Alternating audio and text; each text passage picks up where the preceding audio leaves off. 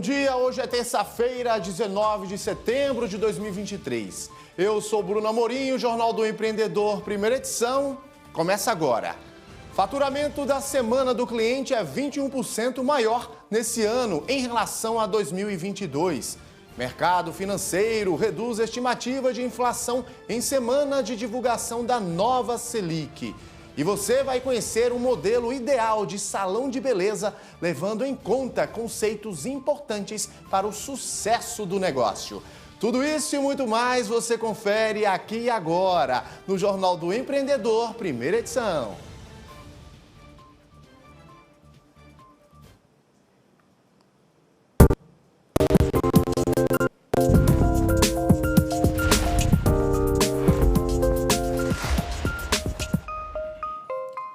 Comemorado na última sexta-feira, o Dia do Cliente impactou positivamente o varejo online. Entre 10 e 16 de setembro, as pequenas e médias empresas digitais faturaram 72 milhões de reais, resultado 21% superior ao do ano passado. A quantidade de produtos vendidos também aumentou, 1.300.000 itens, com destaque para os segmentos de moda, acessórios e saúde e beleza. Do total de vendas, 25% foram geradas a partir das redes sociais, sendo o Instagram o principal canal, com 90% dos pedidos. O meio de pagamento mais usado foi o cartão de crédito. Os dados são da plataforma Nuvem Shop. E falando em vendas, o repórter André Lage entrevistou Thiago Concer, empresário, palestrante, treinador de equipes comerciais e autor do livro Vendas Não Ocorrem por Acaso. Vamos ouvir a entrevista dessa referência no varejo. Vendas não ocorrem por acaso. Acho que não tem tema que defina melhor o que é vendas, né? É uma metodologia, tem todo um processo que ainda é desconhecido por grande parte dos empreendedores do Brasil. E deixa um pouco a gente triste com relação a isso. O bom é porque no meu mercado eu acabo tendo muito cliente, mas ainda o departamento comercial é o departamento mais amador. As pessoas ainda levam isso como uma grande habilidade, enfim, mas é uma ciência como qualquer outra. Você roda aí o país palestrando, né, dando essas dicas aí para o empreendedor, para o microempreendedor. Está hoje aqui nessa feira promovida aí pelo Sebrae. É uma grande oportunidade para as pessoas que estão, inclusive, participando, pegando essas dicas aí, e para você também. A gente faz em torno de 110 palestras mais ou menos por ano, há uns 8 anos. Então isso dá uma a cada 3 dias. Então a gente vem fazendo isso pelo Brasil há muitos anos. E muito legal, porque a gente está conseguindo levar esse profissionalismo para todo o Brasil. Aqui na feira também não é diferente, né? Ela tem um grande objetivo aqui, que é trazer ferramentas. Então que o pequeno empreendedor, ele precisa de ferramenta para amanhã. Ele não consegue esperar 1 ano, 2 anos. Então ferramentas práticas, né? E além disso também gerar a cultura do empreendedor buscar informações. Porque ele entra dentro do negócio dele, que é muito comum, a gente fala do olho do furacão, e ele acaba não conseguindo enxergar de fora os desafios. Às vezes tem um desafio tão simples de arrumar, mas como ele está ali no dia a dia, no operacional, ele não consegue enxergar. Quando ele vem numa feira como essa, num evento como esse, ele consegue discutir isso com outras pessoas, ele consegue sair da ilha e olhar a ilha dele, que é a empresa toda dele do lado de fora. Então isso ajuda bastante e tem um impacto imenso no Brasil. Thiago, aproveitar você aqui, né, que é um cara muito experiente aí em técnicas de venda, vamos dar aí uma dica, né, para o pequeno empreendedor, uma dica importante, um ponto alto aí da sua palestra. E, olha, a gente tem vários pontos muito práticos, né? A gente, inclusive, talvez seja o grande ponto da nossa palestra, é a praticidade. Mas vamos começar pelo começo, como diz a frase. Eu acho que aonde os empreendedores mais erram na parte comercial é não definir exatamente quem é o perfil do que a gente chama de PCI, perfil do cliente ideal. Porque tudo que você faz na sua empresa só tem um objetivo: vender para o cliente. Então, tudo que é construído dentro do seu negócio, ele tem que partir do cliente. Mas a maioria, assim, para não falar 99, vou falar 95% das empresas, elas não estão realmente focadas nos clientes, por incrível que pareça. É só você olhar, por exemplo, a preocupação, o próprio conhecimento, onde esses clientes estão, o que eles querem, o que eles não querem. Quando você pergunta isso para os empreendedores, eles não conseguem definir exatamente quem é o seu cliente. Se você não sabe quem você está procurando, qualquer um acaba servindo. E aí você não consegue se comunicar diretamente, porque você não consegue falar com todo mundo, com todas as idades, né, com todas as dores. Então, para mim, o principal erro, que depois acarreta em outros, é a falta de definição do perfil do cliente ideal. Tá certo? Então, quem participa de uma palestra aí feita por você, sai daqui expert em vendas. Olha, pelo menos ele vai ter de 3 a 4 ferramentas para aplicar no outro dia e parar de errar. Eu falo que para você fazer dinheiro, as pessoas ficam procurando novos caminhos, mas a maioria deles está em parar de fazer errado. Então, se você parar de fazer errado, naturalmente o dinheiro fica. Porque a maioria das empresas, o dinheiro já passa lá dentro. Só que passa e sai, passa e sai. Então, a primeira coisa é parar de perder dinheiro e depois a gente vai buscar dinheiro novo. Tá certo, Thiago? Muito obrigado pela participação aqui no Jornal do Empreendedor. É com vocês no estúdio. Vamos falar agora de oportunidades. Volta e meia, a Receita Federal leiloa produtos importados que são abandonados nos aeroportos por falta de pagamento de imposto. Uma oportunidade de bons negócios. Um videogame novinho, um projetor, violão, um helicóptero de heli-modelismo, bonecos e carrinhos de colecionador. Produtos que foram apreendidos pela alfândega no aeroporto do Galeão, no Rio, e abandonados pelos donos que não pagaram impostos ou estavam com documentação irregular. Esses, por exemplo, vão a leilão no dia 28 de setembro e qualquer pessoa pode tentar comprar. Cada produto aqui faz parte de um lote com várias outras mercadorias e tem que arrematar o lote todo. Os lances mínimos variam, mas nesse leilão, por exemplo, tem lote com valor inicial de R$ 400 para pessoas físicas e de R$ 10 mil para pessoas jurídicas. Para participar do leilão é só acessar o site da Receita Federal, ler o edital, preencher um formulário e fazer a proposta. Leilão por lances fechados. Um contribuinte não tem conhecimento do lance do outro, então isso, na verdade, normalmente aumenta o nosso ágio, né? Porque se o contribuinte tem interesse naquele lote, ele acaba dando um lance elevado. Nesse ano, a Receita Federal apreendeu no aeroporto do Galeão mais de 12 milhões de reais em mercadorias. Todos os recursos arrecadados com os leilões vão para o Fundo Nacional. A digitalização nas empresas de varejo vai além do simples uso da tecnologia. É preciso compreender que inovar envolve transformação do pensamento e adoção de uma mentalidade voltada para a nova economia.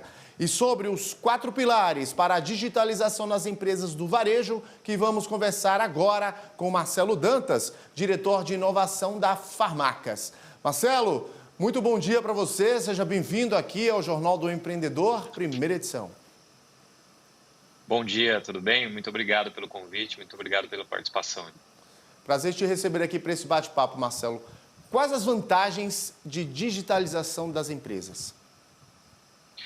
Olha, a gente costuma falar muito aqui sobre esses pilares que a gente trabalha, né? Então, o varejo farmacêutico, ele é um mercado que ele tem grandes oportunidades, a gente acompanha o crescimento, ele vem crescendo na média de 2 dígitos há muitos anos, mas falando do varejo independente, o pequeno varejo, né, ele precisa realmente estar conectado com os pilares de digitalização que não envolvem realmente só tecnologia, envolve a gente começar a pensar de uma maneira de uma economia digital para que a gente possa pensar em análise de dados, para que a gente possa pensar em melhoria de processo, para que a gente possa pensar em modelos de negócio realmente que nos deixam mais competitivo e uma conectividade, né, para que a gente possa estar cada vez mais em contato com o consumidor nosso, cada vez mais conseguindo conversar com ele. Então, esses pilares muitas vezes são importantes da gente pensar dentro do nosso negócio para que a gente consiga promover uma digitalização. Então, como você mesmo bem disse aí no início, a digitalização ela não é só realmente a adoção da tecnologia, ela passa por a gente entender um modelo cada vez mais em constante transformação e a gente adaptar o nosso negócio para se aderir a essas transformações. Marcelo, é difícil adotar essa nova transformação, essa nova mentalidade, principalmente no ambiente das micro e pequenas empresas? Eu acho que existe, a principal curva é realmente a mentalidade do empreendedor, porque o acesso à tecnologia hoje ele é muito fácil. A gente tem um acesso meio que limitado a soluções de tecnologia, né? Não existe muito mais necessidade de desenvolver coisas tão complexas.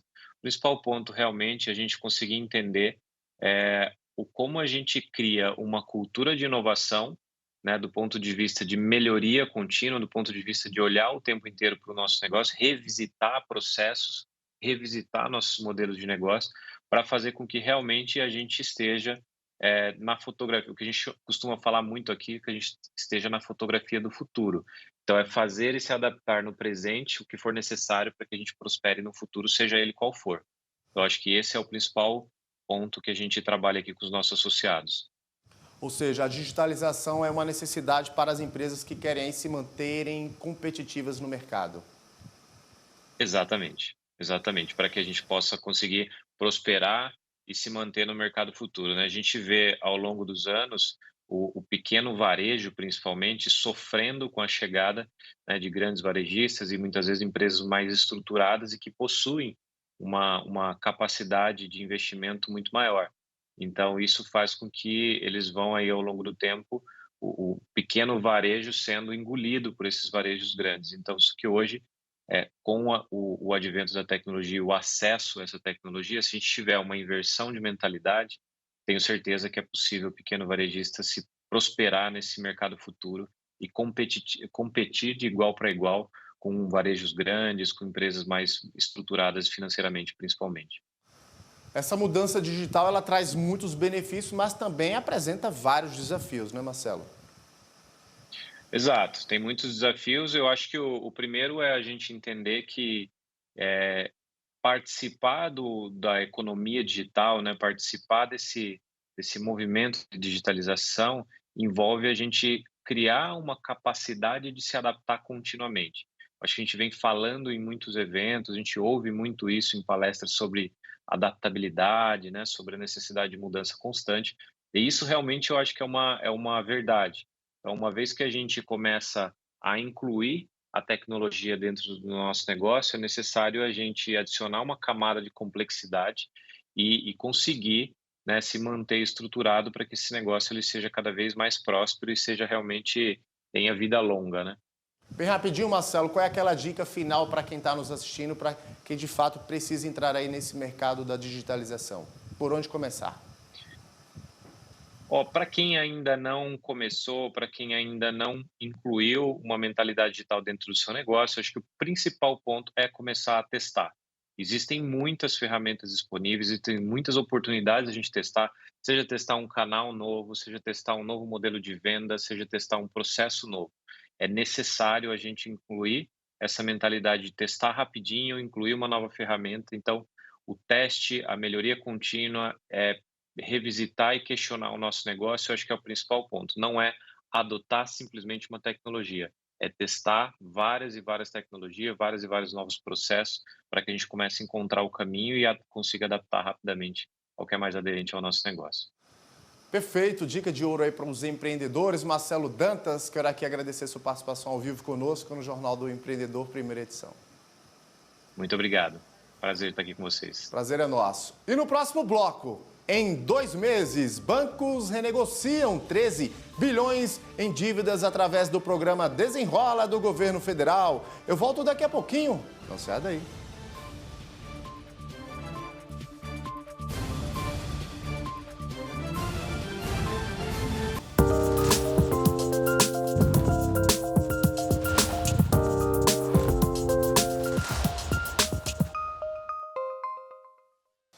De volta com o Jornal do Empreendedor, primeira edição ao vivo e para todo o Brasil. Em 2 meses do programa Desenrola, os bancos brasileiros renegociaram 13 bilhões de reais, exclusivamente pela faixa 2. Essa faixa abrange as renegociações de débitos para quem tem renda de até R$20 mil sem limite de valor de dívidas. Isso permite, por exemplo, o refinanciamento de imóveis e de veículos. Desde que foi implantado pelo governo federal, cerca de 1,5 milhão de clientes foram beneficiados com o programa. Para participar, os devedores devem acionar diretamente as instituições bancárias. Os dados são da Federação Brasileira de Bancos.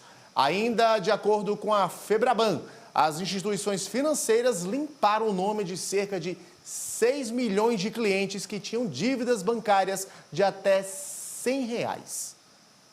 Amanhã, quarta-feira, o Comitê de Política Monetária do Banco Central divulga a nova taxa básica de juros da economia. Atualmente, a Selic está em 13,25% ao ano. Quando o Copom aumenta a taxa básica de juros, A finalidade é conter a demanda aquecida. E isso causa reflexos nos preços porque os juros mais altos encarecem o crédito e estimulam a poupança. Quando o Copom diminui a Selic, a tendência é que o crédito fique mais barato, com incentivo à produção e ao consumo, reduzindo o controle sobre a inflação e estimulando a atividade econômica. E pela quarta semana seguida, a previsão do mercado financeiro para o crescimento da economia brasileira neste ano subiu.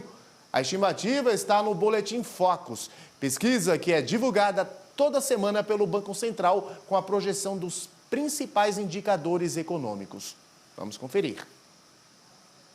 De acordo com o boletim, a estimativa do crescimento do PIB e Produto Interno Bruto para 2023 passou de 2,64% na semana passada para 2,89% nesta segunda-feira. Já em relação à inflação, o mercado financeiro aposta em queda. De acordo com o documento, a previsão para o IPCA, Índice Nacional de Preços ao Consumidor Amplo, em 2023, que há uma semana estava em 4,93%, agora está em 4,86%. O assunto agora é gerenciamento estratégico. Sem uma gestão organizada das finanças, a empresa pode até crescer em faturamento, mas não vai representar o sucesso para os empresários. Sobre o assunto, conversamos agora ao vivo com o economista industrial Rica Mello. Rica, muito bom dia para você. Seja bem-vindo mais uma vez aqui ao canal Empreender, ao Jornal do Empreendedor, primeira edição. Bom dia. Qual o primeiro passo para uma gestão financeira bem feita? Olha, primeira coisa para os empresários menores, separar pessoa física e pessoa jurídica.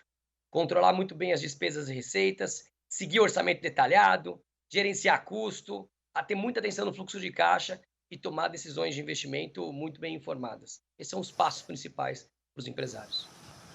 Ou seja, sem uma boa gestão, né, Rica, financeira, dificilmente um empresário vai alcançar o sucesso.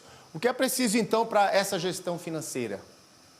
Olha, para você fazer tudo isso, você primeiro tem que saber muito bem os seus números. Vejo alguns empresários que às vezes não conhecem muito bem os seus números. Tem que entender bem o que está entrando, o que está saindo. Esses orçamentos nossos têm que ser orçamentos muito detalhados, completos. E a gente não pode fugir do foco. O foco é reinvestir o que a empresa está trazendo. Não é colocar o dinheiro no bolso durante muitos anos. Só lá na frente que você pode querer começar a ter um lucro e colocar esse dinheiro no seu bolso. Podemos dizer, então, que um planejamento bem elaborado pode servir aí de bússola para essa tomada de decisões. Olha, sem dúvida nenhuma, porque para você tomar as decisões, você tem que entender se vai ter o dinheiro lá na frente ou não, se você consegue aportar isso ou não. E para isso, esse planejamento financeiro é que é a bússola. Empresas que têm bons planejamentos financeiros são as empresas que conseguem ser resilientes, conseguem se adaptar aí a movimentos rápidos do mercado. E esse planejamento financeiro, essa gestão financeira, Rica, ela pode ser aplicada independentemente se micro, pequeno, médio empreendedor. Sem dúvida, isso tem que ser aplicado por todos os tamanhos de empresa, do começo, né? Quanto menor, mais importante, inclusive, porque cada centavo, cada real aí conta. E, gente, qualquer um pode aprender a fazer gestão financeira. Isso aqui não é nenhum bicho de sete cabeças, tem muito a mais a ver com disciplina e com organização. E tem muito estudo, muita coisa que você pode aprender aí na internet, Sebrae, tem muita gente que fala sobre gestão financeira. Ou seja, gerenciar custos é um aprendizado e não uma habilidade. Sem dúvida nenhuma. Esse aprendizado, não é uma habilidade, e esse gerenciamento de custos é isso.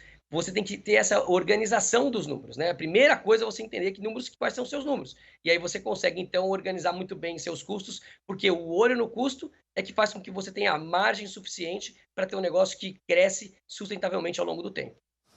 E como você bem falou, Rica, começar pela internet, né? Tem tantas orientações aí gratuitas, né? Onde o empreendedor ele pode começar e iniciar o seu negócio com um bom planejamento financeiro. Perfeito. Então, dá uma olhada na internet, tem muitos cursos gratuitos, algumas coisas pagas, mas são baratos. Tem muita gente que fala sobre isso e muitos empresários, às vezes, na correria do operacional do dia a dia, acabam não fazendo bons planejamentos financeiros. Tem que fazer, é a chave do sucesso, é a chave da continuidade e da perpetuação de qualquer negócio. Isso com olhar também para o fluxo de caixa, né, Rica? Sem dúvida nenhuma. Não adianta você, às vezes, saber que você está revendendo um produto, compra por um preço mais baixo, vai revender mais alto, ou quer crescer, se você não tem o dinheiro suficiente para esse crescimento. Então, tem que ter um olhar muito aguçado no fluxo de caixa. Fluxo de caixa, muitas vezes, é o que mata as empresas, né? Mesmo empresas em crescimento, mesmo empresas que parecem ter lucro, esse dinheiro tem que sobrar, você tem que tirar de algum lugar. Tem que tomar muito cuidado com entradas e saídas diárias, fazer planejamento lá na frente, para ver o que vai acontecer e se antecipar aí a necessidade de capital ou a necessidade de grandes pagamentos lá na frente. E a dúvida de muitos empreendedores, Ica, é justamente essa. Quando inicia um negócio, como começar o negócio? Com reservar ali um período de 3, de 6 meses, um fluxo de caixa para girar o negócio? Qual é a dica? Qual é a dica para que realmente o empreendedor ele comece o negócio dele com o pé direito? Olha, a dica rápida é entender quais são os seus prazos de pagamento, mais ou menos, os fornecedores que você compra, tem 30 dias, 60 dias, e qual é o prazo de pagamento que você vai ter que entregar para o seu cliente. Se você tem que entregar para o seu cliente um prazo de pagamento maior do que o prazo dos seus fornecedores, então você tem que se resguardar e você tem que ter um bom fluxo de caixa, tem que ter uma boa reserva no começo. Não adianta você começar certinho com o dinheiro na conta, porque você vai ter que bancar e dar crédito para os seus clientes. Então faça essa conta e sempre espere pelo menos aí 3 a 6 meses, como você comentou, de fluxo de caixa, porque no começo você tem que bancar muito compras de estoque, compras de materiais e investimentos. Tem que fazer essa conta antes de começar o negócio. Quando a gente fala dessa relação com os fornecedores, Ica, qual é o melhor? É fazer pagamento à vista para adquirir ali um desconto ou fazer parcelado mesmo? Pagar parcelado? Olha, no início é pagar parcelado, nada de ter desconto. Às vezes a gente quer ter desconto e aí o empresário acaba comprando volumes muito grandes e ele acaba não conseguindo vender e ele acaba se complicando no fluxo de caixa. A ideia é comprar bem picado, pouquinho no começo, o mínimo necessário e depois você vai aumentando isso. Quanto maior essa empresa vai ficando, depois você pode tentar acessar esses descontos quando o seu fluxo de caixa estiver bem tranquilo, quando você tem esse orçamento e esse planejamento falando, não, está sobrando dinheiro, então agora eu quero um pouco de desconto para o pagamento dessa minha despesa. Rica Mello, economista, quero aqui agradecer sua participação conosco ao vivo no Jornal do Empreendedor, primeira edição, e até uma próxima oportunidade aqui conosco. Obrigado pelo convite, estou à disposição. Mudando de assunto, e na Feira do Empreendedor, neste fim de semana em Curitiba, os visitantes tiveram a oportunidade de conhecer a estrutura ideal de um salão de beleza. O modelo incorpora conceitos de sustentabilidade, experiência do consumidor e gestão do negócio. A reportagem é de André Lage. Barbearia, corte de cabelo feminino, esmalteria, área para depilação, terapia capilar, estética facial, entre outros serviços. Tudo isso em um espaço com cerca de 50 metros quadrados. Essa é uma loja conceito na área da beleza, montada na Feira do Empreendedor. O objetivo é mostrar aos visitantes técnicas importantes para se destacar no mercado. Aqui tudo é pensado para alavancar os negócios. Detalhes que fazem diferença na hora de conquistar o cliente, como por exemplo uma mesinha com água, café bem na entrada. Os alvarás com as licenças de funcionamento da loja também devem estar bem à mostra. Uma medida que, além de correta, traz mais segurança aos frequentadores do salão. São exigência, né? É aonde o empresário vai entregar a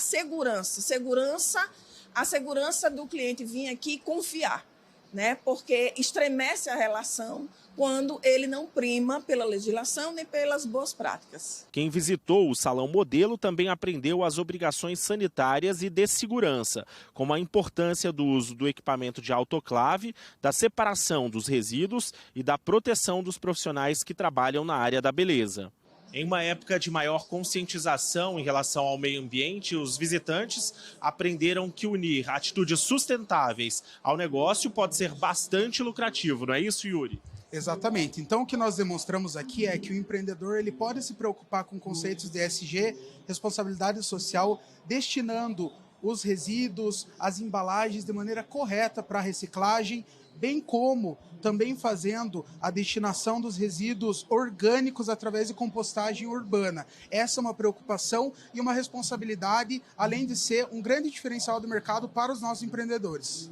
O Salão Modelo da Feira do Empreendedor 2023 conquistou até quem não empreende na área. Maria Carolina Gurgás, que é do ramo de eventos, acabou cheia de ideias. Maria Carolina, você participou aí, acabou de visitar, né, esse salão conceito, te chamou bastante atenção algumas técnicas, não é isso? Chamou muita atenção, né, pela questão principalmente da preocupação com os pontos do ESG, né, dessa questão ambiental, coisa que eu acho que mais me chamou a atenção, porque eles explicaram alguns conceitos, né, e falaram como é interessante se preocupar com essa geração nova que está vindo, e que se interessa muito com esses pontos, né. Aí, então eles falaram como é importante demonstrar para onde vai o descarte dos produtos, né, para onde das embalagens, no caso, para onde vai até o próprio cabelo que serve para compostagem, achei isso muito interessante. Deu vontade de abrir aí um negócio no salão? Deu vontade. O Jornal do Empreendedor, primeira edição, fica por aqui. A próxima edição é às 11h30 com Sebastião Garcia. Um excelente dia a todos. Até amanhã.